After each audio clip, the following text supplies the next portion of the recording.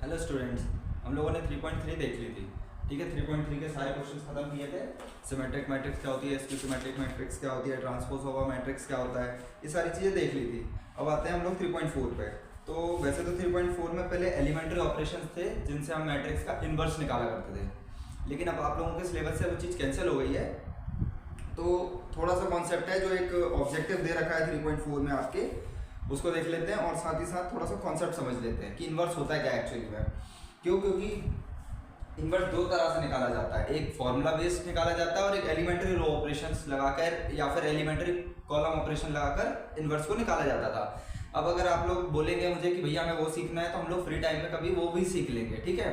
लेकिन अभी हम स्टार्ट करते हैं 3.4। थोड़ा बहुत बेसिक जो थ्योरी है कि इन्वर्टिबल मैट्रिक्स क्या होती है, इन्वर्स क्या होता है, ये सारी चीज़ें मैं आपको बता देता हूँ और इसके बाद वो जो ऑब्जेक्टिव है वो खत्म करते हैं और फिर मिसलेनियस पर चलते हैं, ठीक है।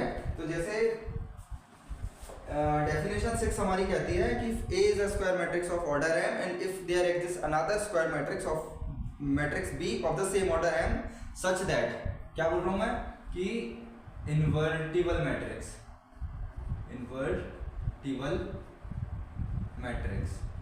ठीक है।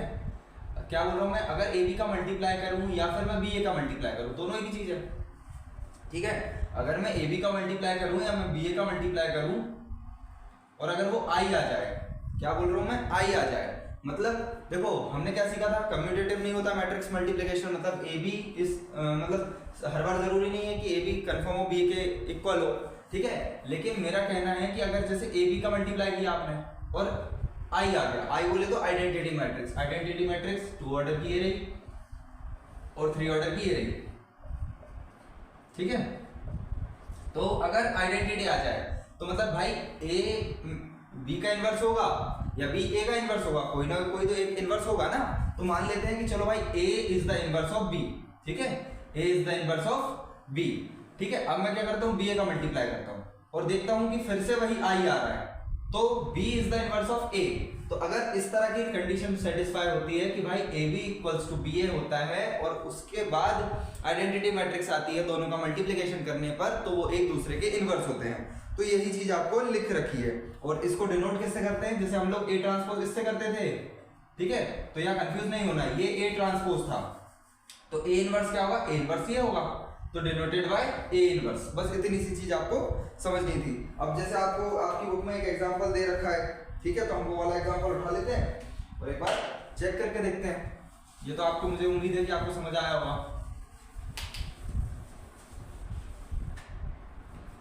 चलो, तो वो एग्जांपल है, ये दे रखा है आपको 2 3 1 2, ठीक है, और b आपके पास दे रखा है 2 -3 -1 और 2। चलो करते हैं। अब हम क्या करेंगे, पहले ए बी का मल्टीप्लाई करेंगे। तो अगर ए बी का मल्टीप्लाई करेंगे तो एरो ड्रॉ कर लो, चलो करो, ए बी बनाओ।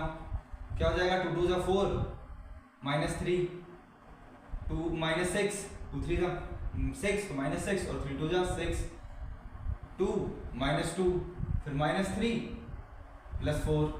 देखो जरा ध्यान से, ये क्या आ रहा है, एक्चुअली में आ रहा है 1 0 0 1। मतलब मैंने ए बी का जब मल्टीप्लाई किया तो मुझे क्या मिल गया, एक्चुअली में ए बी का मल्टीप्लाई करने पर मुझे आई मिल गया। तो मतलब क्या है, ठीक है, कि क्या है कि ए मतलब अब हम एक बार ए बी तो चेक कर लेते हैं, एक बार बी और चेक करके देखते हैं क्या बी ए में भी सेम चीज होती है। तो चलो मैं यहाँ ए लिख के देखता हूँ 2 3 1 2, ठीक है। कम्यूटेटिव तो नहीं होते मैट्रिक्स मल्टीप्लिकेशन, लेकिन यहाँ पर हो सकते हैं, एक बार ट्राई कर लेते हैं क्या जाता है। अब ऐसा है तो चलेगा, ये मिट जाएगा, यहाँ से इधर बन जाएगा ये एरो, 2 2 जा 4 -3 6 -6 -2 +2 -3 +4। अगर आप ध्यान से देखेंगे तो यहाँ भी क्या बन गई, हमारी आइडेंटिटी मैट्रिक्स बन गई। तो जब मैंने क्या किया, बी ए किया, तब भी मुझे क्या मिल गया, आई मिल गया। मतलब A is the inverse of B, या ए का इनवर्स कौन है, बी है, और बी का इनवर्स कौन है, ए है। तो ओवरऑल आप क्या लिख दोगे, A B equals to B A equals to I. तो जब आप किसी दो मैट्रिक्स का मल्टीप्लाई करते हो, जब आप किन्हीं भी दो मैट्रिक्स का मल्टीप्लाई करते हो और उसके बाद रिजल्ट में आपको आइडेंटिटी मैट्रिक्स मिल जाए, मतलब उन दोनों में से कोई एक मैट्रिक्स दूसरी मैट्रिक्स की क्या है, इनवर्स है। तो यहाँ से हम क्या लिख सकते हैं एक तरीके से कि बी किसका इन्वर्स है, ए का इन्वर्स है, या क्या लिख सकते हैं ए किसका इन्वर्स है, बी का इन्वर्स है। तो ये दोनों चीजें हम लोग लिख सकते हैं, ठीक है। तो आप लोगों को यहाँ तक तो समझ में आ गया होगा। अब एक बात बताओ, ठीक है भाई, ये चीज तो हमें पता है कि यहाँ पर हमें मैट्रिक्स का कम्यूटेशन जो है वो देखने को मिला, मतलब कम्यूटेटिव प्रॉपर्टी यहाँ पर मैट्रिक्स की दोनों की देखने को मिली। लेकिन जनरली सारी मैट्रिक्स कम्यूटेटिव तो नहीं होती हैं, ठीक है। ये तो आपको पता है क्यों, क्योंकि कुछ जगह तो डिफाइन ही नहीं हो रहा था बी ए बी अगर निकाल पा रहे थे हम तो बी ए क्या हो रहा था, डिफाइन ही नहीं हो रहा था। मतलब रेक्टेंगुलर मैट्रिक्स का क्या होगा, इनवर्स।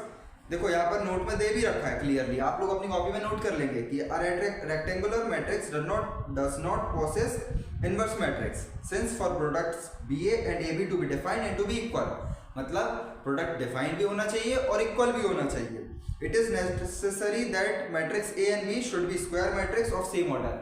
मतलब आपको पहली चीज इनवर्स निकालने के लिए सबसे पहली चीज तो क्या होनी चाहिए कि वो मैट्रिक्स जो है वो स्क्वायर मैट्रिक्स होनी चाहिए। और स्क्वायर मैट्रिक्स होने के साथ साथ अगर वो एक दूसरे का इनवर्स है तो मतलब उनके पास क्या होना चाहिए, सेम ऑर्डर होना चाहिए, ठीक है। तभी हम कह सकते हैं कि if B is the inverse of A then A is also inverse of B. भाई अगर ए बी का इनवर्स है तो बी भी तो ए का इनवर्स है। जैसे 3 का मल्टीप्लिकेटिव इनवर्स कौन है, 1/3, तो 1/3 का मल्टीप्लिकेटिव इनवर्स कौन है, 3। जैसे 3 का एडिटिव इनवर्स कौन है, -3, तो -3 का एडिटिव इनवर्स कौन है, 3।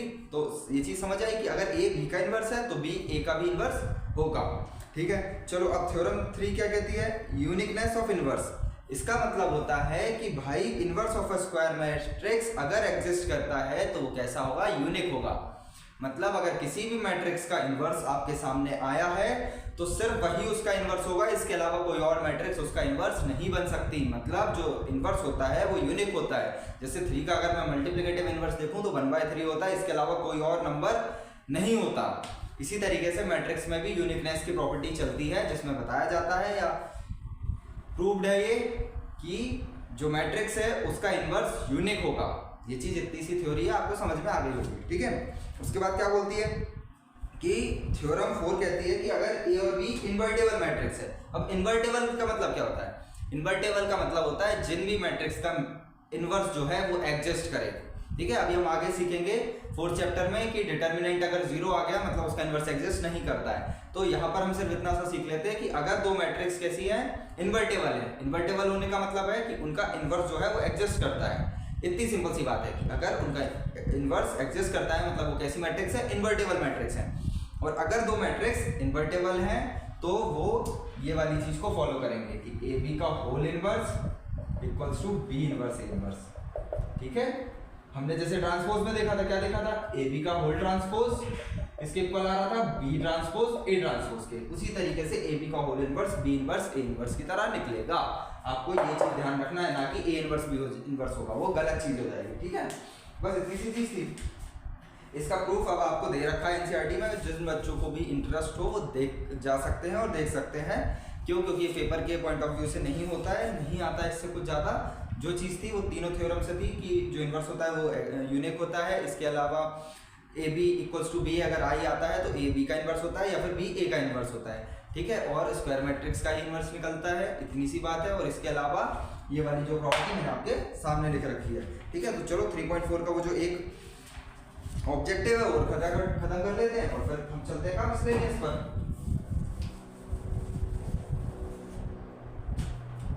एक्सरसाइज 3.4 हमारा ऑब्जेक्टिव जो है वो क्या कहता है कि matrix A and B will be inverse of each other.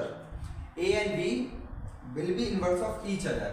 A and B will be inverse of each other if कहने का मतलब है कि भाई अगर इनवर्स होंगे तो किस तरह से होंगे। अगर ए बी का इनवर्स होगा, चलो बनाते हैं, क्या दे रखा है कि A and B will be inverse of each other. If तो ए अगर बी का इनवर्स है तो क्या होगा कि ए को अगर मैं बी से मल्टीप्लाई करूंगा तो क्या आएगा, मेरे पास आई आएगा। चलो फर्स्ट इक्वेशन बन गई। अब अगर भाई ए बी का इनवर्स है तो बी का मल्टीप्लाई मैं ए के साथ करूंगा तो बी आई आएगा, तो ये सेकंड इक्वेशन बन गई, ठीक है। अब ये चीज तो मुझे समझ में आ गई कि भाई अगर ए बी का इनवर्स है तो आई आएगा मल्टीप्लाई करने पर, बी ए का इनवर्स है तो मल्टीप्लाई करने पर आई आएगा। चलो दोनों इक्वेशंस को क्या करते हैं, कंपेयर कर लेते हैं।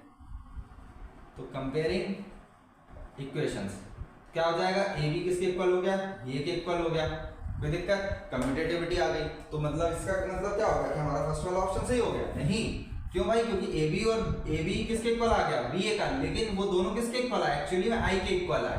क्यों? क्योंकि दोनों का मल्टीप्लाई करने पर आइडेंटिटी मैट्रिक्स आनी चाहिए, तभी वो क्या होते हैं? एक दूसरे के इनवर्स होते हैं। ठीक है, जैसे 3 का मल्टीप्लाई मैं 1/3 के साथ करूंगा तो 1 आ जाता है। तो उसी तरीके से AB का मल्टीप्लाई अगर मैं A का मल्टीप्लाई B के साथ करूं या B का मल्टीप्लाई A के साथ करूं, मुझे क्या मिलना चाहिए? I मिलना चाहिए।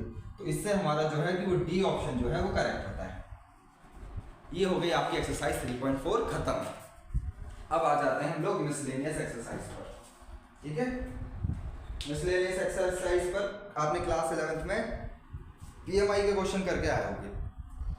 PMI principle of mathematical induction, तो उससे 1-2 क्वेश्चन है आपकी एक्सरसाइज में।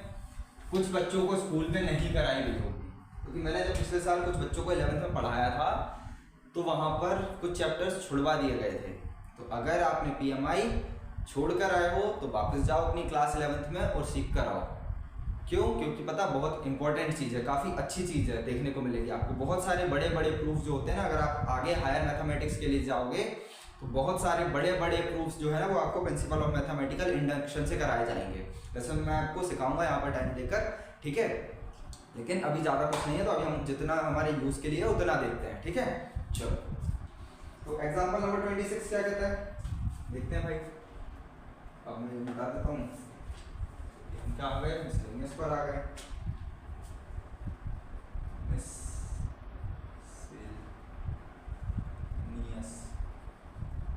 ठीक है, चलो। एग्जाम्पल नंबर 26 क्या कहता है? एग्जाम्पल नंबर 26 कहता है ए दे रखा है किसके बराबर? cos theta minus sine theta, sine theta cos theta. ठीक है, और a की पावर n दे रखा है cos n theta minus sine n theta, sine n theta cos n theta. ठीक है, और n बिलोंग कर रहा है नेचुरल नंबर से, आपको ये प्रूफ करना है।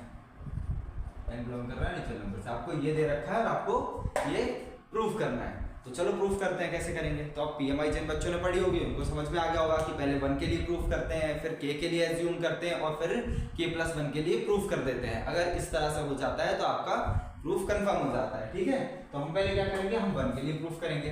कैसे करते हैं? चलो, तो a तो दे रखा है, इसमें डालेंगे n की जगह 1, तो फॉर n = 1 हम ये लिखते हैं सर। ठीक है, LHS RHS दोनों लाना है। फॉर n = 1, a की power 1 equal to cos 1 theta तो cos थीटा, साइन 1 थीटा तो sine theta, minus sine theta और cos थीटा। मैंने क्या किया? कंफ्यूज होने वाली कोई बात नहीं, मैंने सिर्फ पुट किया, पुटिंग n = 1, मतलब जहां पर भी n है वहां पर सिर्फ 1 रख दिया, तो ये आ गया। मतलब ये क्या हो गया? एक्चुअली में LHS = क्या हो गया? RHS हो गया। ठीक है, तो मतलब हमने क्या किया? 1 के लिए प्रूफ कर दिया कि भाई 1 के लिए तो बिल्कुल सही चीज है। ठीक है, अब सेकंड स्टेप आती है कि हम अज्यूम करते हैं k के लिए। तो चलो अज्यूम करते हैं। ठीक है, तो अब हम क्या करेंगे? k के लिए अज्यूम करेंगे। भैया ये क्या होता है अज्यूम करना? मैथ्स के स्टूडेंट है, हर चीज को अज्यूम किया है, लेट इट बी x। तो हम ज्यादा से ज्यादा चीजें क्या करते हैं? अज्यूम करते हैं। तो हम यहाँ पर एक लाइन लिखते हैं, assuming it to be true for n = k। ठीक है, हम इसको अज्यूम करते हैं। तो चलो करते हैं। तो मैं क्या करूँगा? n की जगह पर क्या रख दूंगा? k रख दूंगा। cos k theta, sine k theta, minus sine k theta और cos k थीटा। ठीक है, जहां पर भी n है मैंने वहां पर क्या किया? k रख दिया। ठीक है, यहाँ तक कोई दिक्कत? अब दूसरी लाइन, आपको बस इतना ही ध्यान रखना है, 3 चीजें कि पहले आपने 1 के लिए प्रूफ किया, फिर आपने ये लाइन लिखी assume it to be true for n = k, फिर आपने जहां जहां n था वहां क्या रख दिया? k रख दिया। अब तीसरी लाइन लिखोगे we shall now prove it for n = k+1। चलो, n = k+1, तो n की जगह जहां पर भी है वहां पर हम क्या करेंगे? k+1 रख देंगे, तो k+1 रख दिया। cos k+1 theta, sine k+1 theta, minus sine k+1 theta, cos k+1 theta. ठीक है, अब आपको एक्चुअली में ये लाना रहेगा, एक्चुअली में क्या बोल रहा हूँ मैं, ये लाना रहेगा इसकी मदद से। कैसे बताता हूँ। अब मैं ए के प्लस वन को क्या करूँगा, तोड़ लूंगा। कैसे तोड़ूंगा, ए के डॉट ए में तोड़ लूंगा, ठीक है। अब आपको इन दोनों को सॉल्व कर कर एक्चुअली में इसकी मदद से, इक्वेशन 1 की मदद से आपको ये लाना है और ये प्रूफ करना है। बस इतना सा काम होता है। क्या बोल रहा हूँ मैं, आप या तो LHS उठाकर ये ला दो, आप या तो LHS उठाकर ये ला दो या RHS उठाकर ये ला दो। आप किसी एक को लेकर आओगे, लेकर चलोगे और दूसरे को प्रूफ करोगे, ठीक है, क्योंकि इक्वेट नहीं करना है आपको। तो मैंने क्या किया, मैंने लेफ्ट हैंड साइड वाला ले लिया। क्यों भाई, आसान है, क्योंकि मुझे इसको एक्चुअली में खोलना पड़ेगा, ठीक है। तो मैं क्या करता हूँ, इसको कर लेते हैं अपन। तो ए के डॉट ए को, ठीक है, अब समझना चीज, ठीक है। अब मैं क्या कर रहा हूँ, टेकिंग LHS, ठीक है। अब मैंने क्या किया, ए की पावर के, तो मैं ये इस वाले की मदद से, ये जो अज्यूम करते हैं ना, ये अपने आप यहाँ पर पुट हो जाता है। आपको ऐसी ही वैल्यू मिलेंगी कि ए को, ए की पावर के को या के जिसको आप अज्यूम करते हो उसको यहाँ पर डालना ही पड़ता है। तो चलो ए की पावर के को यहाँ डाल देते हैं। मैंने क्या किया, cos k theta sign k theta minus sine k theta cos k theta, ये लिख दिया मैंने ए की पावर के। और ए क्या है हमारा, ए भी लिख देते हैं, cos theta sine theta minus sine theta cos theta, ठीक है। अब मैं क्या करूंगा, इन दोनों को मल्टीप्लाई करूंगा और अगर मेरा ये आ जाता है प्रूफ हो जाएगा, खत्म काम। तो मतलब सबके लिए सही हो जाएगा। चलो एरो बना लिए, चलो करते हैं multiply. Cos k theta cos k theta cos k theta cos theta minus sine k theta sine theta, ये बन गया आपका पहला पार्ट। यार यहाँ पर जगह कम पड़ जाएगी बहुत ज़्यादा, चलो यहाँ बनाते हैं। Cos k theta cos theta minus sine k theta sine theta, ठीक है। आगे चलते हैं। Cos k theta sine theta plus sine theta cos theta, काम हो गया। माइनस साइन थीटा नहीं, minus sine k theta cos theta plus नहीं माइनस, ये पूरा ऐसे में मल्टीप्लाई होगा, cos k theta sine theta minus कैसे होगा, प्लस था तो वो ये वाला माइनस मल्टीप्लाई हो गया यहाँ पर। चलो इसका करते हैं, minus sine k theta sine theta plus cos k theta cos theta. अब हम बनाते हैं इसे। अब अगर ध्यान से देखो, मैंने आपको 4 आइडेंटिटीज याद करवाई थी, cos A plus B, cos A minus B, sign A plus B और साइन ए माइनस बी। आपने फॉर्मूला बुक बनाई होगी, मुझे उम्मीद है आप पर भरोसा है कि आप लोग फॉर्मूला बुक बनाते हुए चल रहे होंगे। 11 के सारे फॉर्मूले उसमें लिख लिए होंगे और जो जो मैं एक्स्ट्रा बता रहा हूँ वो भी लिख लिए होंगे। और प्लस लॉग का सारे ट्रिग्नोमेट्रिक फंक्शन के ग्राफ, इनवर्स ट्रिग्नोमेट्रिक फंक्शन के ग्राफ, लॉग का फंक्शन ग्राफ, ई की पावर एक्स का ग्राफ, मॉड एक्स का ग्राफ, ये सारे बना लेना। ताकि तो मैं आपको एक वीडियो प्रॉपर डालूंगा जिसमें सारे ये फॉर्मूले भी लिखवाऊंगा और इसके साथ साथ आपको सारे ग्राफ भी बताऊंगा, ठीक है। चलो, तो मैंने जब आपको 4 वो लिखवाए थे, तो पहली आइडेंटिटी अगर आप ध्यान से देखो तो ये बन रही है किसी चीज़ की, cos A cos B minus sign A sine B. तो ये एक्चुअली में किसकी बन गई, ये बन गई नहीं, चलो हाँ ठीक है, यहाँ तक तो हम आ गए। अब ये एक्चुअली में किसकी आइडेंटिटी बन गई, कॉस ए प्लस बी की, कॉस ए प्लस बी की आइडेंटिटी। क्योंकि माइनस साइन है तो अपोजिट चलता है, कॉस में प्लस, माइनस साइन अगर आइडेंटिटी में आता है तो वहाँ पर प्लस आता है, तो ये बन गया cos A theta plus theta, ठीक है। अब इसको देखते हैं, अब इसमें कॉस और साइन है, मतलब ये साइन की आइडेंटिटी है। और ध्यान से देखोगे, sign A cos B plus cos A sine B, क्या बोल रहा हूँ, नहीं बड़ी करी हमने, इसका मल्टीप्लाई इससे हुआ, इसका मल्टीप्लाई इससे हुआ, ये देखो ना, ये थीटा लिखना भूल गए हम यहाँ पर, साइन के थीटा कॉस, हाँ तो ये क्या हो गया, sign A cos B cos A sine B. तो किसकी आइडेंटिटी बन गई, ये बन गई साइन ए, क्या लिया हमने, थीटा प्लस के थीटा, ठीक है। तो ये बन गई साइन ए प्लस बी की आइडेंटिटी, ठीक है, क्योंकि इसमें तो साइन सेम रहता है, जो प्लस का रहता है वही आइडेंटिटी में प्लस का रहता है। यहाँ के आते हैं, तो अगर मैं यहाँ से माइनस कॉमन ले लेता हूँ तो ये एक्चुअली में ये प्लस का बन जाएगा और माइनस बाहर आ जाएगा, ठीक है। माइनस मैंने क्या किया, कॉमन ले लिया दोनों से। अब अगर ध्यान से देखो तो ये बन गई sign A cos B cos A sine B, तो बन गई एक्चुअली में साइन ए प्लस बी की आइडेंटिटी, समझ आ गया। चलो, अब अगर ध्यान से देखोगे तो ये उल्टा लिखा हुआ है, cos A cos B minus sign A sine B, क्या है ये उल्टा लिखा हुआ है, पहले हम ये पढ़ेंगे cos A cos B minus sign है साइन बी, तो माइनस का साइन है तो बीच में किसका आएगा प्लस का आता है, और कॉस की आइडेंटिटी बनती है कॉस, ये क्या बन जाएगा के थीटा प्लस थीटा। तो ये हमारी चार आइडेंटिटी की मदद से यहाँ तक आ गए। अब अगर ध्यान से देखो तो ये सेम ही दिख रहा है, बस थोड़ा सा मैं इसको आपको लिखकर बताता हूँ, तो मैं उसको यहाँ लिख रहा हूँ, ठीक है, आप लोग ध्यान से देखना कैसे। अब मैं अगर इससे थीटा कॉमन लेता हूँ तो ये क्या बन जाता है कॉस के प्लस 1 थीटा, यहाँ से भी थीटा कॉमन ले लो तो ये क्या बन गया साइन के प्लस 1 थीटा, यहाँ से क्या बन गया माइनस साइन के प्लस 1 थीटा, और यहाँ से क्या बन गया कॉस के प्लस 1 थीटा। देखो आपने लगा दिया, मतलब हैंस प्रूव्ड, खत्म, ये हो गया आपका क्वेश्चन। तो आप जब ए की पावर n या किसी भी चीज की पावर n की पावर n या किसी भी आपको n टर्म के लिए क्या करना है प्रूफ करना है, आपको वो तीन फॉर्मूले भी अपनी एनसीईआरटी पिछले जो प्रीवियस ईयर से वहां से भी उठाने, कौन से आप सबको लिखना है अपनी फॉर्मूला बुक में 1 + 2 + 3 + 4 + 5, सम ऑफ n टर्म्स क्या होता है, sum of squares of n terms क्या होता है, sum of cubes of n terms क्या होता है, ये तीनों फॉर्मूले आपको याद होने चाहिए बहुत अच्छे से।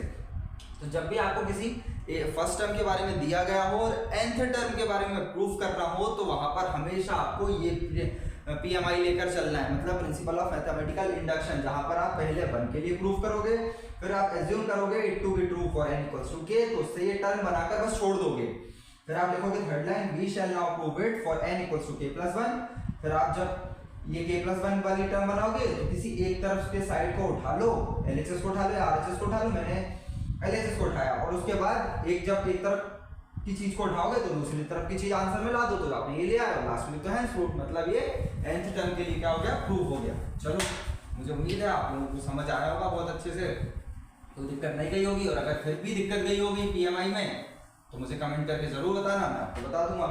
हाँ, कुछ स्कूल्स में ये PMI छुड़वा दिया गया था, तो मैंने पिछले साल बच्चों को पढ़ाया था 11th में, ठीक है। चलो अब एग्जाम्पल नंबर 26 हो गया। अब मैं एग्जाम्पल नंबर 27 आपको अभी नहीं कराता हूँ, क्यों, क्योंकि एग्जाम्पल नंबर 27 क्वेश्चन नंबर 1 और क्वेश्चन नंबर 2 यानी कि जो पुरानी बुक जिनके पास होगी, मतलब क्वेश्चन नंबर 4 और क्वेश्चन नंबर 5, ये तीनों सेम क्वेश्चन है, और जिनके पास नई बुक होगी वो क्वेश्चन नंबर 1 से चालू करेंगे, ठीक है, A and B R symmetric matrix, और जिनके पास पुरानी बुक होगी वो क्वेश्चन नंबर 4 और 5 से चालू करेंगे। क्यों, क्योंकि 1, 2 और 3 और क्वेश्चन नंबर 12 जो है वो सिलेबस से डिलेटेड है, चैप्टर 3 से, मिसलेनियस से, ठीक है। तो अभी मैं आपको एग्जाम्पल नंबर 28 पर ले चलता हूँ डायरेक्ट। एग्जाम्पल नंबर 28 क्या कहता है, वैसे तो मुझे लगता है इस क्लास में, इसके आने वाली नेक्स्ट क्लास में हम लोगों का पूरा चैप्टर क्या है खत्म हो जाएगा, फिर हम लोग थोड़े से प्रीवियस ईयर क्वेश्चंस की तरफ जाएंगे। मैं आप लोगों के लिए प्रीवियस ईयर क्वेश्चंस लाऊंगा और फिर आप लोगों को होमवर्क दूंगा। 5274 C 2538, ठीक है। Find a matrix G such that CD - AB = 0। आपको क्या करना है, CD - AB = 0, तो आपको D फाइंड करना है। मैंने आपको मल्टीप्लिकेशन समझाया, मैंने आपको एडिशन समझाया, मैंने आपको सब्ट्रैक्शन समझाया, मैट्रिक्स का डिवीजन नहीं होता है, हमें इनवर्स निकालना पड़ता है, ठीक है। जैसे ये चीज तो हो गई, ठीक है, लेकिन यहाँ पर हमें क्या निकालना है, CD निकालना है, CD - AB जो लास्ट में क्या दे रहा है हमें, O दे रहा है, मतलब नल मैट्रिक्स दे रहा है, ठीक है। तो यार दो मैट्रिक्स का मल्टीप्लिकेशन है, तो अगर मैं AB का तो मल्टीप्लाई कर सकता हूँ, यहाँ पर मैं AB लिख देता हूँ 2 - 1 3 4, ये तो मुझे समझ में आ रहा है, बिल्कुल कोई दिक्कत नहीं आ रही इसमें। D के लिए मैं क्या लिखूंगा, माइनस भी लगा दे रहा हूँ, C भी लिख दे रहा हूँ 2 5 3 8, यहाँ तक भी कोई प्रॉब्लम नहीं है। क्या D लिख दूँ बस नॉर्मल, और यहाँ पर 0 मैट्रिक्स, नल मैट्रिक्स, तो अगर ध्यान से देखो ये 2 × 2 की मैट्रिक्स है, ये भी 2 × 2 की मैट्रिक्स है। अब एक बात बताओ, मुझे किसी मैट्रिक्स में मल्टीप्लाई करना है, तो मैं स्केलर का मल्टीप्लाई कर सकता हूँ या मैट्रिक्स का मल्टीप्लाई कर सकता हूँ, लेकिन इस क्वेश्चन में क्या बोल रहा है कि फाइंड द मैट्रिक्स, तो इस मैट्रिक्स के साथ कौन कौन सी मैट्रिक्स का मल्टीप्लाई कर सकता हूँ, तो इसका ऑर्डर है 2 × 2 का, तो मुझे पहली मैट्रिक्स तो ऐसी बनानी पड़ेगी जिसमें क्या हो, 2 रो हो, तो ये तो फिक्स हो गया, ये तो हिल ही नहीं सकता, क्यों भाई, कंपलसरी चीज है।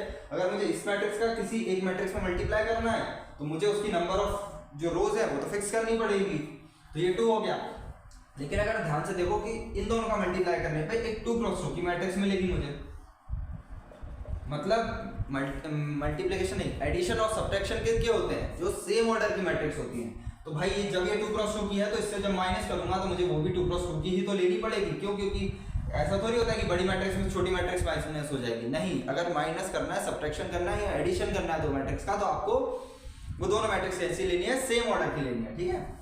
तो ये भाई ये भी 2 क्रॉस 2 की मिलेगी आपको, ये माइनस, और लास्ट में आपको क्या मिलेगा, नल मैट्रिक्स मिलेगी। वो किस ऑर्डर की मिलेगी, वो भी 2 क्रॉस 2 की मिलेगी। क्यों, क्योंकि कंपेयर तो आपको सेम मैट्रिक्स या सेम ऑर्डर की मैट्रिक्स से ही करना पड़ेगा ना। चलो तो अब मैं एक काम करता हूँ, इसके अंदर के एलिमेंट को अज्यूम कर लेता हूँ ए बी सी डी के नाम से।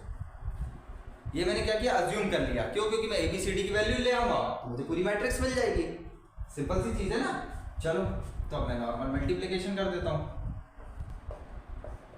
एरो बनाकर 2a plus 5c 2b plus 5d 3a plus 8c 3b plus 8d। यहाँ तक तो कोई दिक्कत नहीं है, सिंपल सी चीज है। Minus 10 minus 7 4 minus 4 15 plus 28 6 plus 16। ये भी सिंपल सी चीज हो गई। देखो अब आपको समझ में आ गया होगा कि हम इक्वेशंस को सॉल्व कर देंगे, ABCD की वैल्यू ले आएंगे। बहुत सिंपल सी चीज है। तो अब क्या बन गया हमारी 2a plus 5c 2b plus 5d 3a plus 8c 3b plus 8d minus 3 0 13 का 3 के लिए 1 43 और ये हो गया 22 प्लस 2 0 0 0 0। यहाँ तक तो मुझे लगता है कि आप लोगों को अच्छे से समझ आ गया होगा कि भाई हम लोग क्या करने वाले हैं। ठीक है, अब हम लोग क्या करेंगे, इक्वेशंस बनाएंगे और इक्वेशंस को सॉल्व करेंगे और आंसर ले आएंगे। तो चलो मैं ऊपर वाला मिटा देता हूँ, ये किसी काम का नहीं है अब हमारे। तो पहली इक्वेशन क्या बन गई, 2a plus 5c minus 3 equal to 0। ये मिल गई पहली इक्वेशन। दूसरी इक्वेशन, अब एक काम करो ये वाली उठा लो। क्यों, क्योंकि ये तो इन दोनों को सॉल्व करूंगा, मैं इन दोनों को सॉल्व करूंगा तो आंसर मिल जाएगा 3a प्लस 8c। भैया आपने ऐसा ही क्यों किया, माइनस का कितना हो जाएगा 43 इक्वल टू 0। भैया आपने ये दोनों क्यों उठाई, क्योंकि मुझे दो वेरिएबल है ना मेरे पास, 2 वेरिएबल इक्वेशन है। तो मुझे क्या करना है, दो इक्वेशन चाहिए रहेंगी। तो देखो अगर दो इक्वेशन मिल गई मेरे पास सेम वेरिएबल की, a और a की और c और c की, तो मतलब मैं a और c की क्या निकाल सकता हूँ, वैल्यू निकाल सकता हूँ। तो चलो ये -3 है उस तरफ जाएगा तो क्या हो जाएगा, प्लस का 3 हो जाएगा, तो डायरेक्टली तो +3 और ये प्लस का 43 हो जाएगा उस तरफ जाएगा। तो अब भैया यहाँ तक तो आ गए, अब इसके बाद कैसे सॉल्व करेंगे। तो मैंने आप लोगों को बता रखा है और आप लोग पढ़कर आ चुके हो नॉर्मली कि सब्स्टिट्यूशन मेथड या एलिमिनेशन मेथड से हम इन्हें इजीली सॉल्व कर सकते हैं। तो अगर मैं इस वाली इक्वेशन में 8 का मल्टीप्लाई कर दूं और इस वाली इक्वेशन में मैं 5 का मल्टीप्लाई कर दूं तो नॉर्मल ये सॉल्व हो जाएंगी। कैसे, 16a plus 8 5 is 40c equal to 24। ये हो जाएगा 15a plus 40c equal to 5 3 से 15 का 5 करेगा 1 5 4 20 और 1 21। अब क्या करूँगा, माइनस कर दूंगा। अब जब माइनस करूंगा तो ये कैंसिल हो जाएगा, ये कितना बचेगा, a बचेगा और ये कितना हो जाएगा। आप लोग सॉल्व करो वो बताओ मुझे कि 215 में से 24 माइनस करोगे तो कितना बचेगा।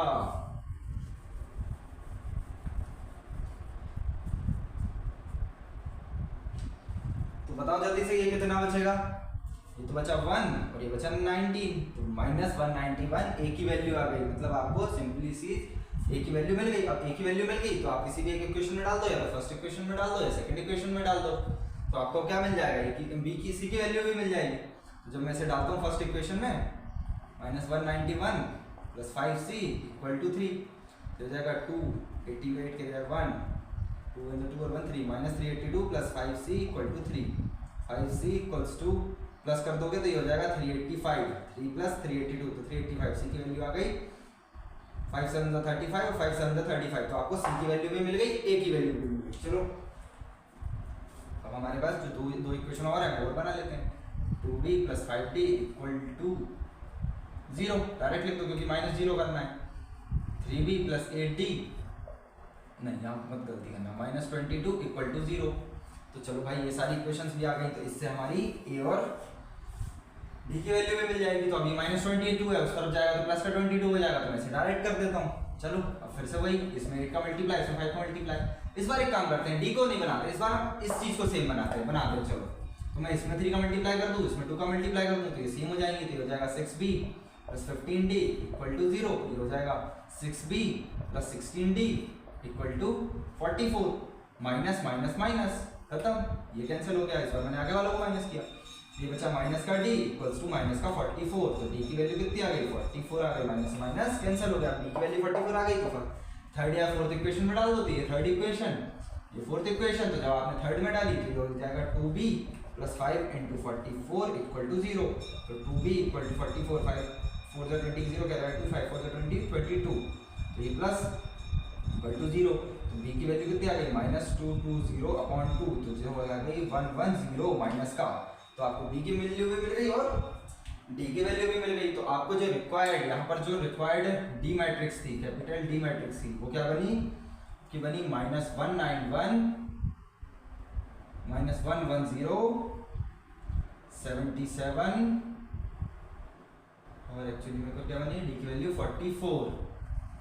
अब क्या हमने सही जमाया है, ये चीज थोड़ा सा गड़बड़ी ना हो जाए, हमने क्या लिया था ए बी उस तरफ लिया था, हाँ हमने इस तरह से मैट्रिक्स बनाई थी, इस चीज का ध्यान रखना, हमें हर जगह कहीं भी नहीं लिख देना, हमने क्या बनाई थी ABCD इस तरह से मैट्रिक्स बनाई थी, तो A की वैल्यू 191, B की वैल्यू 110, तो ये गलत लिख दिया ना हमने, इस तरह से नहीं लिख सकते आप, ठीक है। C की वैल्यू क्या हो जाएगी 77 और D की वैल्यू कितनी हो जाएगी 44, तो ये रही आपकी रिक्वायर्ड मैट्रिक्स। आपको इस चीज का बहुत ध्यान रखना है कि आपने कौन सा अल्फाबेट कहाँ लिया है, वो के हिसाब से नहीं चलना है, ठीक है।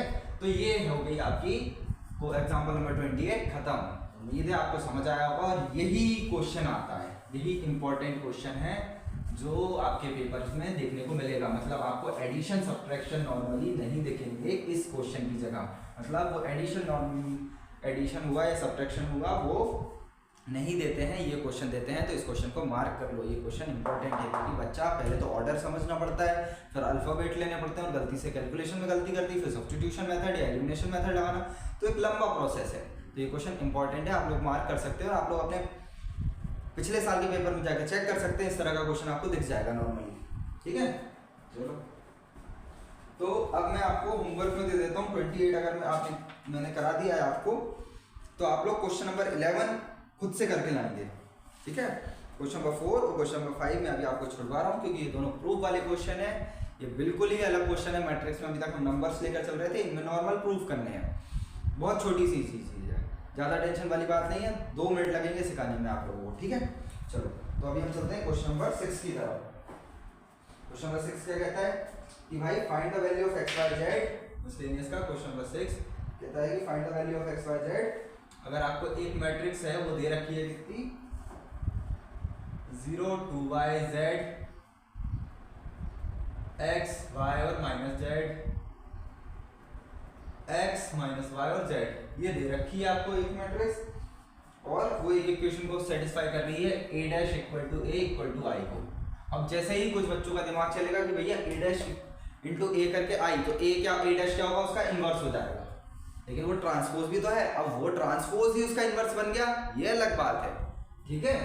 चलो, तो हम क्या करते हैं, ये सेटिस्फाई कर रहा है तो हम इसी को सेटिस्फाई करा लेते हैं। a मैट्रिक्स ये हो गई, a डैश नहीं, गलती नहीं करना, पीछे a डैश नहीं लिखना, हमें क्या करना है पहले a डैश लिखना है, तो a डैश निकालो 0 x x 2y y minus y z minus z और z, a लिखो। भाई ऑर्डर बहुत जरूरी है चीज का, ऑर्डर नहीं बदल देना कहीं गलती से, तो आंसर गलत हो जाएगा। और इक्वल्स टू में क्या होगा 1 0 0 0 0 नहीं 0 1 0 और 0 0 1। भैया ये कैसे आपने 3x3 की मैट्रिक्स ले ली, क्योंकि अगर आपको पता हो कि ये 3x3 की है, ये भी 3x3 का है, तो आपको रिजल्टेंट कैसा मिलेगा 3x3 का, क्यों, क्योंकि ये दोनों सेम होने चाहिए, और इस रिजल्ट का आपको आंसर मिलता है। सिंपल सी बात है, मैंने सही लिखा है ना ये मैट्रिक्स, बिल्कुल तो गलती करती हो नहीं बिल्कुल सही है, ठीक है। अब हम इन दोनों का मैट्रिक्स मल्टीप्लिकेशन करेंगे और इससे सॉल्व करेंगे, क्योंकि हमें तो ये प्रूफ तो नहीं करना है, हमें तो क्या करना है, इक्वेशंस मतलब x y z की वैल्यू लानी है। तो चलो करते हैं multiply, 0 plus x square plus x square, खत्म। चलो आगे चलते हैं, 0 प्लस xy माइनस xy, आगे चलो 0 माइनस xz प्लस xz, ठीक है। 0 plus yx minus yx, 4y square plus y square plus y square, क्यों, क्योंकि माइनस माइनस प्लस हो गया। आगे चलते हैं, इसका मल्टीप्लाई से किया तो 2yz माइनस yz और माइनस वाई जेड। तो ये क्या 0, ये क्या माइनस का एक्स जेड, माइनस का जेड एक्स प्लस का जेड एक्स, फिर ये क्या 2y z minus y z और माइनस वाई जेड, फिर आपने किया z square plus z square, हो गया माइनस माइनस प्लस, ये हो गया प्लस का जेड स्क्वायर। तो यहाँ तक आपको नॉर्मली समझ आ गया होगा कि क्या होगा सारी चीज़, वो क्या करते हैं प्लस करते हैं, तो ये हो जाएगा 2x स्क्वायर, ये खत्म 0, ये खत्म, ये खत्म, ये भी खत्म। भैया ये तो आप बोलते मैट्रिक्स मल्टीप्लिकेशन कम्यूटेटिव है ही नहीं, फिर आपने ये कैसे काट दिया? तो ये तो नॉर्मल है ना, नंबर्स है, नंबर्स का कम्यूटेशन चल रहा है यहाँ पर, नंबर्स कम्यूट तो करते हैं, ये तो मैंने आपको बता रखा है। तो ये तो एक्स वाई जेड की कोई ना कोई नॉर्मल वैल्यू होगी। देखो यहाँ से 2y/z, तो ये माइनस माइनस क्या हो जाएगा प्लस हो जाएगा, तो ये तीनों कट गया, ये भी कट गया। तो सिंपल सी चीज ये कितना हो गया, ये हो गया 6y², 0 0 0 0 0 और ये हो गया 3z²। अब आपको क्या लाया हो 1 0 0 0 1 0 0 0 1। अब हम इक्वेट कर लेंगे यहाँ पर साइड में, तो 2x² इक्वल टू क्या हो गया 1 हो गया, तो x² की वैल्यू कितनी हो गई 1/2 हो गई, तो x की वैल्यू कितनी आ गई प्लस माइनस अंडर रूट 1/2। यहाँ पर गलती नहीं करना, हर बार बच्चा ये देखा है मैंने कि अंडर रूट में सिर्फ प्लस की वैल्यू निकाल लाता है, माइनस की वैल्यू नहीं निकाल कर लाता है। अंडर रूट है तो अंडर रूट के साथ प्लस माइनस चलता ही है, ध्यान रखना इस चीज़ का। ये बिल्कुल मतलब वही चीज़ है जिस तरह से आपके साथ आपकी मस्तियाँ चलती हैं, आपके पुराने पाप चलते हैं जो आप क्लास 11th में करके आए हो, जो भैया बार बार आपको याद दिला रहे हैं। तो आपको इस बात का बहुत ध्यान रखना है कि प्लस माइनस अंडर रूट के साथ चलता है। तो अपने जो पाप जैसे तुम लेकर चल रहे हो ना पीछे पीछे, उस तरीके से ध्यान रखना कि अंडर रूट के साथ भी प्लस माइनस होता ही है। तो ये क्या बन गया एक्चुअली में प्लस माइनस 1/√ 2x की वैल्यू आ गई। y की वैल्यू क्या आएगी, y की वैल्यू आएगी यहाँ से देखो, ठीक है। फर्स्ट हो गया 6y² equal to 1, y² equal to 1/6। तो दिस इंप्लाइज y की वैल्यू आई 1/√6। भैया प्लस माइनस कौन लिखेगा, आप खुद भी भूल गए। 3z² इक्वल टू 1, तो z² equal to 1/3। This implies z की वैल्यू आई प्लस माइनस अंडर रूट 1/√3।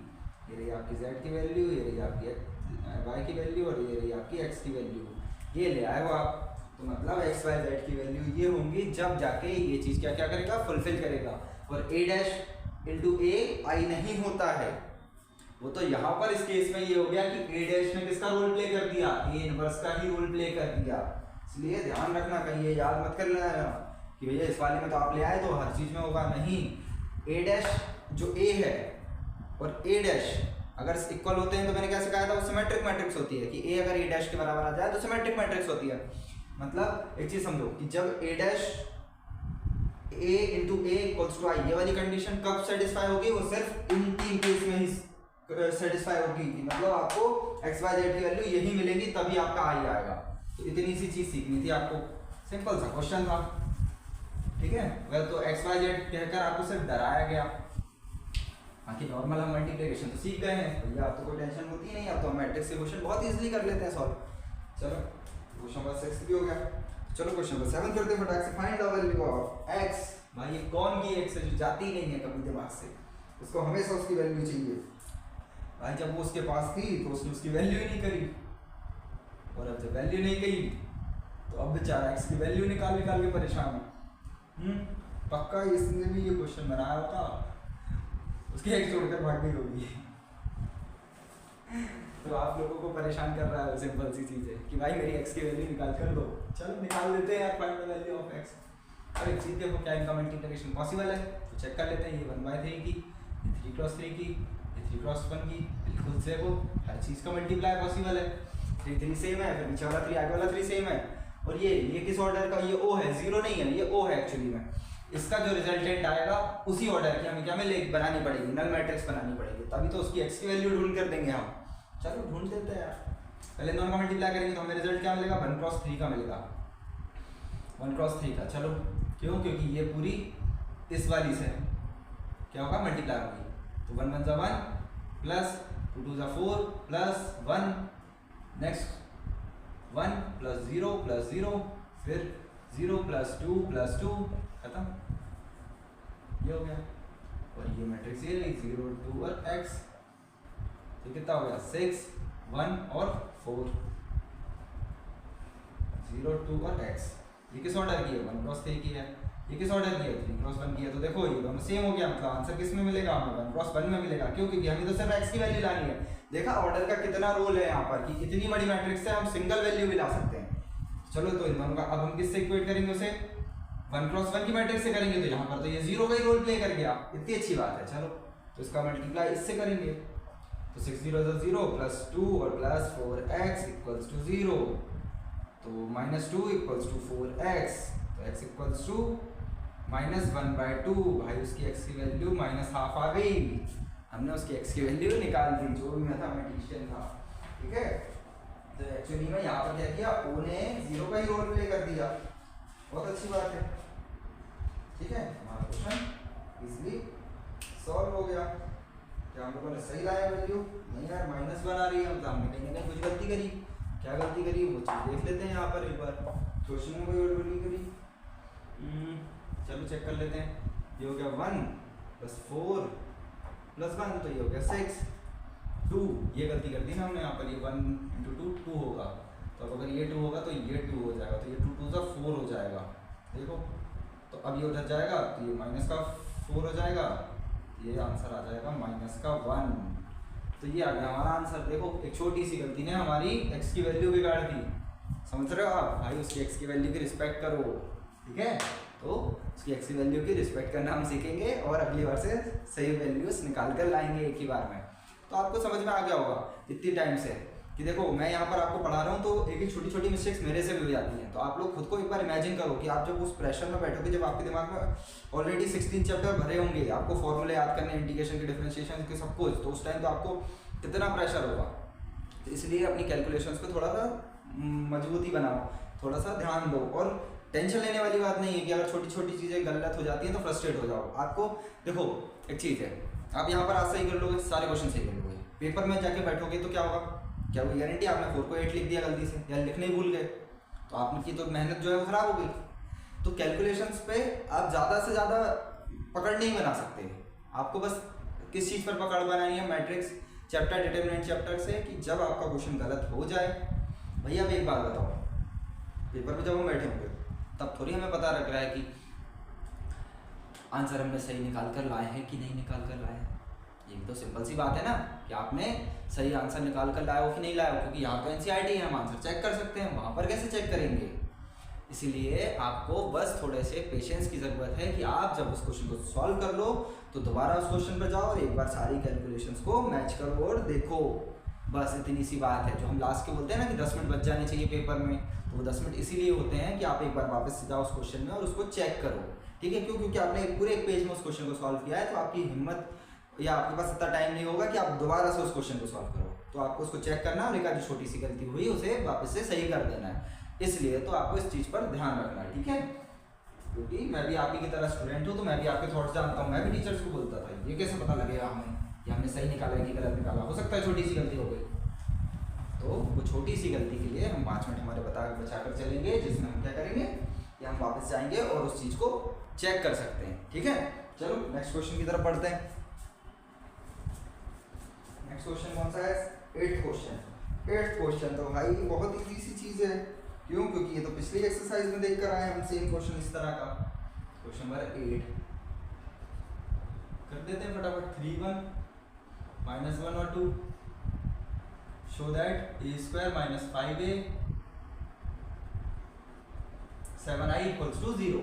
चलो ये वाला क्वेश्चन है, तो a² निकाल लेते हैं, यही मल्टीप्लाई कर देता हूँ मैं। 3 1 - 2 a² कितना आ गया डायरेक्ट बताओ? 9 - 1 3 + 2 -3 -2 -1 + 4 a² कितना आया? 8 आया, 5 आया, -5 आया और 3 आ गया। a² आ गया -5a। अब ये 5a मतलब a में 5 का मल्टीप्लाई, तो 15 5 -5 और 10 + 7i। तो 7i मतलब आइडेंटिटी मैट्रिक्स 1 0 0 1, तो 7 का मल्टीप्लाई कर दो इक्वल टू क्या? आपको क्या करना है? हाँ, आपको अगर शो करना है तो आप = 0 नहीं लिखेंगे, ध्यान रखना। अगर शो करने वाली चीज़ आती है तो आपको इक्वल्स टू 0 नहीं करना है, आपको वो लाना है। ठीक है, चलो कर देते हैं। 8 - 15 + 7, तो 8 और ये देखो ये तो डायरेक्ट आ गया, कितनी अच्छी बात है। फिर ये करो 5 - 5 + 0 -5 + 5, यहाँ ध्यान रखना माइनस माइनस प्लस हो जाता है, +0। 3 - 10 + 7, देखो ध्यान से पूरी मैट्रिक्स आ गई 0 0 0 0। आपने क्या कर दिया, शो कर दिया, हैंस प्रूव्ड। सिंपल सी चीज़ है, तो ध्यान रखना जब शो करते हैं तब हम उस तरफ की चीज़ नहीं लिखते हैं। और कभी यहाँ पर कैलकुलेशंस की मिस्टेक हो जाए तो आपको डरने वाली बात नहीं है, डायरेक्ट लिख देना। क्यों? क्योंकि वो तो शो ही करना है, समझे? सिंपल सी चीज़ है। चलो क्वेश्चन नंबर 8 भी हो गया। फिर ले आया x की वैल्यू। यार ये x की वैल्यू ला ला कर हम परेशान है भाई, ये किसकी x है जो कभी मिलती ही नहीं है। चलो क्वेश्चन नंबर 9 भी खड़ा कर सॉल्व करते हैं। भाई इसकी x की वैल्यू मिल क्यों नहीं जाती है? क्यों नहीं करी तूने वैल्यू उस x की? चलो 1 0 2 0 2 1 2 0 3 x 4 और 1। तो अब यहाँ पर 0 का रोल कौन प्ले करेगा? होगा रोल 0, क्योंकि भाई x की वैल्यू लानी है। चलो ऑर्डर लिखो। ऑर्डर में अभी आपको लिखवा रहा हूँ, कोशिश कर रहा हूँ क्योंकि ताकि आपको ध्यान में बैठ जाए। क्योंकि जो आप अभी मैंने आपको जो होमवर्क दिया ना क्वेश्चन नंबर 11, तो उसमें पूरा रोल है 11 मतलब ऑर्डर का, कि भाई वो किस ऑर्डर की मैट्रिक्स होगी ये आपको पता करना है। ठीक है, चलो इन दोनों का मल्टीप्लाई कर देते हैं। कितना हो जाएगा? x + 0 - 2 0 - 10 + 0 2x, ये हो गया 2x -5 -3 बचा x 4 1। ठीक है, ये क्या बन गया आपकी मैट्रिक्स? x - 2 -10 2x - 8 x 4 1 2 0। यहाँ पर आप लिख सकते हो, क्यों? क्योंकि आपको x की वैल्यू लानी है। चलो मल्टीप्लाई करते हैं। इसका से मल्टीप्लाई होगा तो होगा x² - 2x। भाई x का दोनों के साथ मल्टीप्लाई होगा ना, ध्यान रखना ये गलती नहीं करना।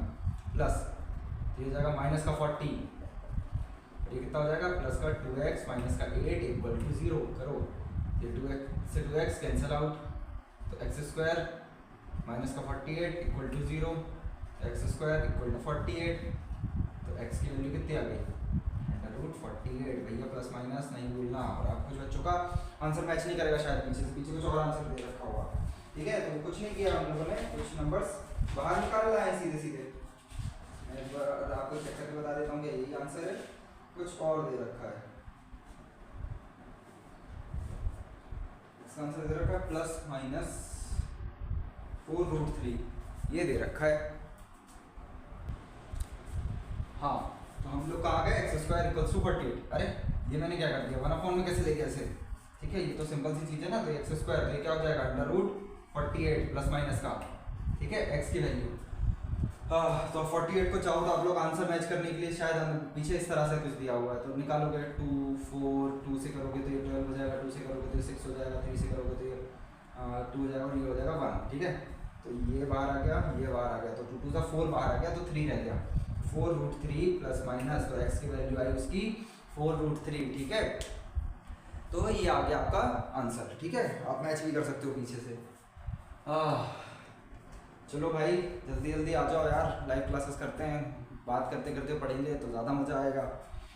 अभी वीडियो बनाने में बहुत टाइम लग रहा है और साथ साथ क्या होता है कि मैं कभी कभी कैलकुलेशंस कर देता हूँ, क्योंकि लास्ट में पूरा 40 मिनट्स तक बोल के अब देखो 48 लगा था, 1/48 लिख दिया मैंने, तो इस तरह की चीज़ें हो जाती हैं। ठीक है, चलो तो ये क्वेश्चन भी आप लोगों का सॉल्व हो गया होगा आई थिंक, क्योंकि आप लोगों ने वैसे स्कूल्स में कुछ ना कुछ तो कर रखा होगा। ठीक है, अब क्वेश्चन नंबर 10 है, क्वेश्चन नंबर 13 है, 14 है और 15 है। ठीक है, ऑब्जेक्टिव्स पर ध्यान रखना कि ऑब्जेक्टिव्स को सिर्फ सिंपली ऑप्शंस की तरह मत देखना, आपको उनको पूरा सॉल्व करना है। तो खतर ये भी और कर देते हैं यार, चलो आ जाओ। क्या क्वेश्चन नंबर 14 बोलता है आपसे, पहले क्वेश्चन नंबर 13 करते हैं। क्वेश्चन नंबर 13 क्या कहता है? क्वेश्चन नंबर 13 कहता है कि ए दे रखा है आपको alpha beta gamma minus alpha, ये दे रखा है। इस सच दैट a² किसके बराबर है? i के बराबर, मतलब a × a करोगे तो आपको आई मिल जाएगा। तो यानी कि एक खुद का सेल्फ इनवर्स एलिमेंट है ये, ठीक है। तो चलो इसमें कर देते हैं alpha beta gamma minus alpha, alpha beta gamma minus alpha, ठीक है। हाँ, तो आपको वो इक्वेशन लानी है, इक्वेशन लाते हैं। चलो मल्टीप्लाई करते हैं, alpha square plus beta alpha, नहीं alpha square plus beta gamma, है ना। फिर यहाँ ये क्या हो गया, अल्फा बीटा और माइनस अल्फा बीटा, फिर इसके इससे हो गया तो गामा अल्फा माइनस का अल्फा गामा, ये हो गया gamma beta plus alpha square equals to में क्या हो जाएगा, ये तो 2 क्रॉस 2 की मैट्रिक्स बनेगी, आइडेंटिटी मैट्रिक्स 1, ये क्या होंगे 1 0 0 1। चलो इक्वालिटी ऑफ मैट्रिक्स आ गई, तो ये तो इक्वालिटी देखो मैच हो गई। तो लास्ट में क्या बचा, alpha square plus beta alpha beta gamma gamma beta plus alpha square, और ये बचा 0 0। तो आपकी एक्चुअली में इक्वेशन क्या बनेगी, ध्यान रखना है यहाँ पर इसी चीज़ का, आपकी इक्वेशन बन रही है alpha square plus beta gamma equal to 1, तो जो कि हो जाती है alpha square plus beta gamma minus का 1 इक्वल टू 0। तो ये ऑप्शन आप चेक कर सकते हो, मैच कर सकते हो कि किससे मैच हो रहा है, ठीक है। आप लोग किसी से मैच होगा यार,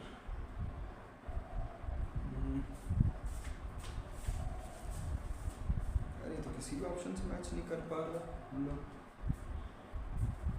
गड़बड़ी करी है हमने। इसका आंसर चेक करते हैं एक बार।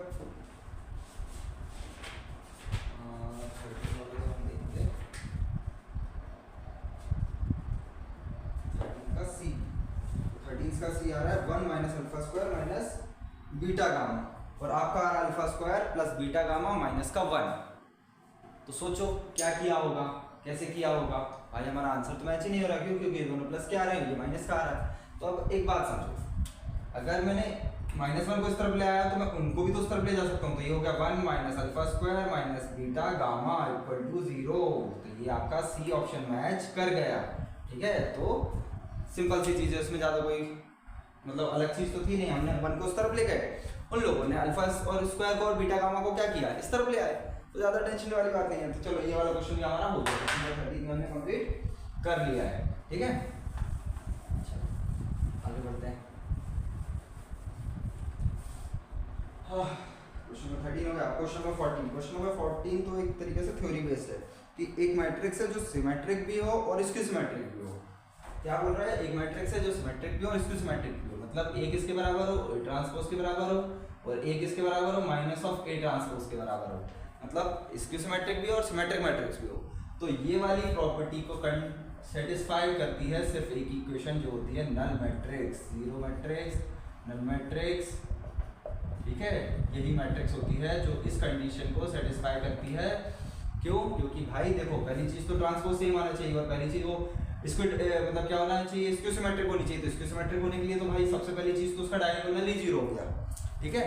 डायगोनल वाली चीज तो क्या हो गई, 0 हो गई। अब एक बात बताओ, अब मैं यहाँ पर कोई नंबर डाल देता हूँ, √2 डाल दिया, ठीक है। इसका ट्रांसपोज लो, जब मैं इसका ट्रांसपोज लूंगा तो क्या आएगा, 0 2 2 0, ये तो कंडीशन सेटिस्फाई करती। लेकिन अब एक बात बताओ, मुझे इसका माइनस भी तो लेना है, क्यों, क्योंकि ये तो सिमेट्रिक मैट्रिक्स तो ये प्रूफ कर देगा।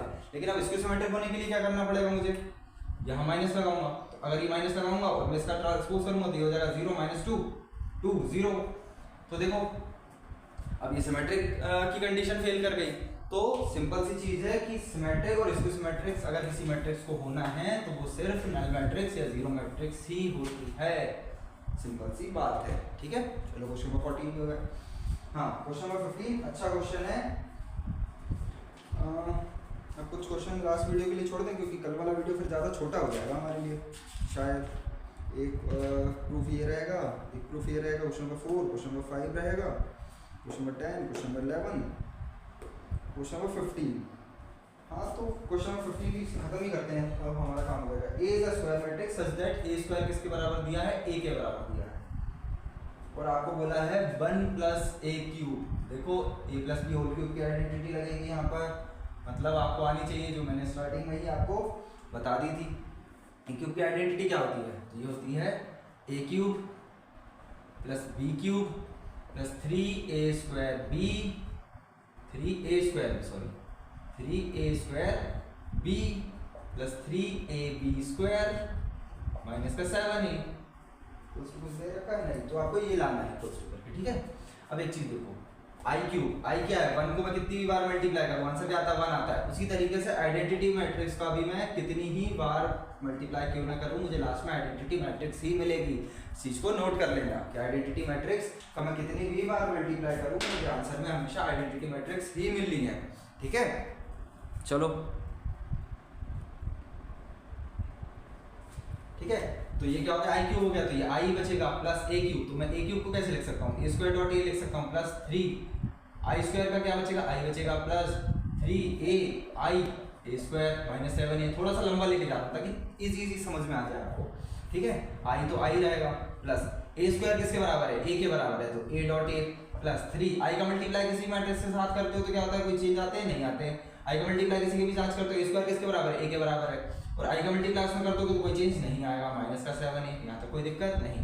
ये कितना हो जाएगा, ये हो जाएगा 6a माइनस 7a, और a into a² किसके बराबर दे रखा है, a के बराबर दे रखा है, प्लस i दे रखा है, तो 7a minus 7a plus i, तो ये कितना हो गया, ये तो 0 हो गया, तो बचा क्या आंसर में, i बचा। तो आपका आंसर क्या हो जाएगा, ऑप्शन सी, ठीक है। तो 15 क्वेश्चन हो गया, 13 14 15 तीनों कर लिया। अब बचा हमारा तीनों क्वेश्चन जो प्रूफ के हैं, और क्वेश्चन नंबर 11 जो मैंने आपको होमवर्क दे रखा है। इसके बाद आपका मैट्रिक्स चैप्टर जो है पूरी तरीके से खत्म हो जाएगा। तो इसके बाद मैं आपको कल वाले वीडियो में ये 4-5 क्वेश्चन कराने के साथ साथ कुछ क्वेश्चन प्रीवियस ईयर के कराऊंगा, या फिर हम लोग सीधा 2024 में अभी जो पेपर आया है उसमें मैट्रिक्स से जो क्वेश्चन आए हैं वो वाले क्वेश्चन हम लोग सॉल्व करेंगे, ठीक है। और फिर इसके बाद मेरा एक पुराना वीडियो ऑलरेडी डला हुआ है 1 शॉट रिवीजन के नाम से, जो मैंने बहुत पहले किसी बच्चे को पढ़ाया था, मतलब पिछले साल जिन बच्चों को पढ़ाया था, तो उनको कुछ चैप्टर्स के नोट्स चाहिए थे, तो मैंने उन्हें वो दिए थे। तो आप लोग ये चैप्टर कल खत्म होने के बाद, कल का वीडियो देखने के बाद आप लोग वो 1 शॉट वीडियो देखकर पूरी तरीके से मैट्रिक्स को बाय बाय बोल देना, ठीक है। चलिए मिलते हैं नेक्स्ट वीडियो में, थैंक यू।